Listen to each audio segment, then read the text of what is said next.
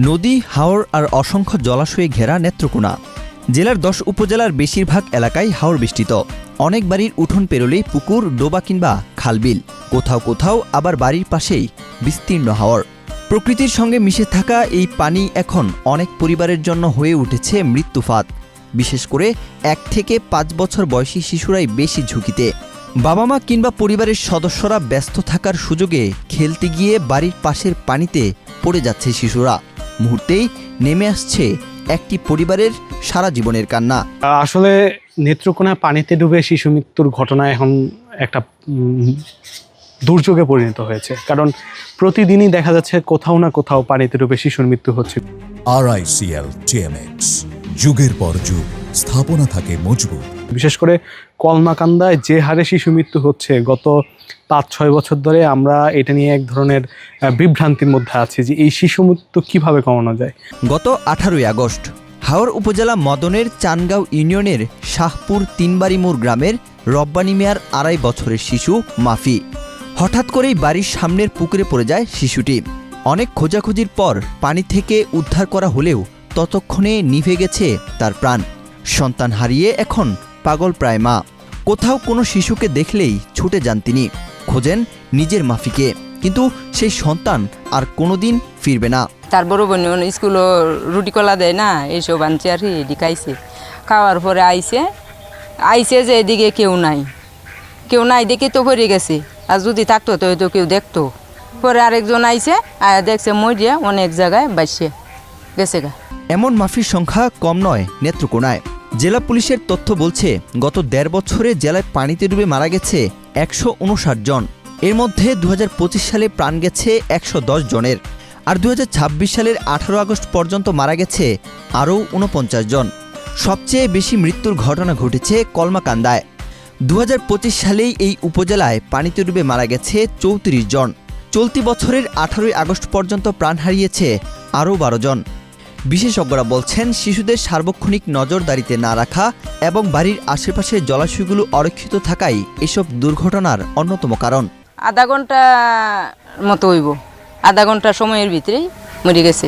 শহরের মুক্তারপাড়ায় ব্যক্তি উদ্যোগে শিশুদের সাঁতার শেখানোর ব্যবস্থা থাকলেও গ্রামাঞ্চলে এমন উদ্যোগ নেই বললেই চলে। স্থানীয়দের অভিযোগ, বিভিন্ন সময়ে এনজিও কিংবা বেসরকারি প্রতিষ্ঠান কিছু উদ্যোগ নিলেও তা সীমিত পরিসরে। ফলে হাওর অঞ্চলের প্রত্যন্ত গ্রামের শিশুদের কাছে পৌঁছাচ্ছে না পানিতে ডুবে মৃত্যু প্রতিরোধের কার্যকর কোনো ব্যবস্থা। এটা রোধে আমরা গত ২ বছর আগে দেখেছিলাম যে স্থানীয় একটি এনজিওর মাধ্যমে সরকার একটি প্রকল্প নিয়েছিল। এই প্রকল্প আদৌ কোনো কাজ হয়েছে কিনা আমার জানা নেই, কারণ আমরা যতগুলো প্রকল্প পরিদর্শন করেছিলাম বা গিয়েছিলাম সবগুলো দেখেছি শুধু মাত্র নামমাত্র। এই নামমাত্র প্রকল্প খুলে যদি এই কাজগুলো বন্ধ করার চিন্তা করে থাকে, এইগুলো আমি বলবো যে এটি আইওয়াশ বা লোক দেখানো। কারণ শিশু মৃত্যু দেখা যাচ্ছে মাঠে ঘাটে পুকুরে হচ্ছে, ওইখানে গিয়ে যদি আমি সচেতন করতে না পারি, শিশুদের যদি সাঁতার না শেখাতে পারি, তাহলে এটা কখনোই বন্ধ হবে না। আপনি যদি দেখেন যে সকল শিশু মারা যায়, এর মধ্যে ১ থেকে দেখা যায় ৩-৪ বছরের শিশুর সংখ্যা সবচেয়ে বেশি। তাহলে এই শিশুগুলোকে তো আর আপনি বলে বুঝে পানিতে নামানো বন্ধ করতে পারবেন না। শুধু সচেতনতা নয়, পানিতে ডুবে মৃত্যু ঠেকাতে প্রয়োজন সমন্বিত উদ্যোগ, বাড়ির আশেপাশের পুকুর ডুবা নিরাপদ করা, শিশুদের নজরদারি বাড়ানো এবং প্রত্যন্ত এলাকায় সাঁতার ও জলনিরাপত্তা বিষয়ে প্রশিক্ষণ। তো আমার মনে হয় যে প্রতিটা বাবা মার এবং সমাজের সচেতন হওয়া জরুরি এই বিষয়টাতে। যেহেতু পানিতে ডুবলে অনেক খুব অল্প সময়ে রোগীগুলো অক্সিজেনের অভাবে মারা যায়, আর যখন হাসপাতালে নিয়ে আসে ব্রড ডেথ, মৃত অবস্থায় নিয়ে আসে। তো এই জন্য আমি মনে করি যে আমাদের সমাজ এবং অভিভাবক যারা আছেন সকলকে সম্মিলিতভাবে সচেতন হতে হবে। জেলা প্রশাসন স্বীকার করছে হাওর অঞ্চলে পানিতে ডুবে মৃত্যুর হার উদ্বেগজনক। ইতোমধ্যে কলমাকান্দায় এ বিষয়ে সভা হয়েছে। কিভাবে শিশু ও সাধারণ মানুষকে পানির ঝুঁকি থেকে নিরাপদ রাখা যায় সে বিষয়ে কর্মপরিকল্পনা তৈরির কথাও জানিয়েছে প্রশাসন।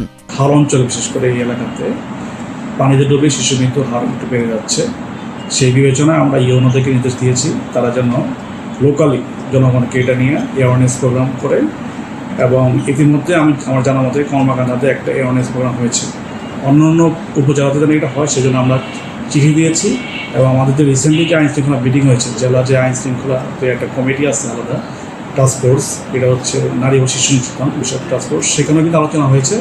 এবং সেখানে একটা সিদ্ধান্ত নেওয়া হয়েছে। আমরা এই ব্যাপারে সকলকে অবহিত করেছি এবং আমরা গভর্নমেন্টের পর্যায়ে আমরা কাজ করতেছি। এই পর্যায়ে যদি আমাদের অন্য অন্য সংস্থাকে যারা স্বেচ্ছাসেবী সংগঠন আছে তাদেরকে আমরা এনগেজ করার চেষ্টা করবো, যাতে বাচ্চাদের সহায়তা, প্রশিক্ষণ এবং এই ধরনের অ্যাওয়ারনেস প্রোগ্রাম আরও বেশি করে নেওয়া যায়।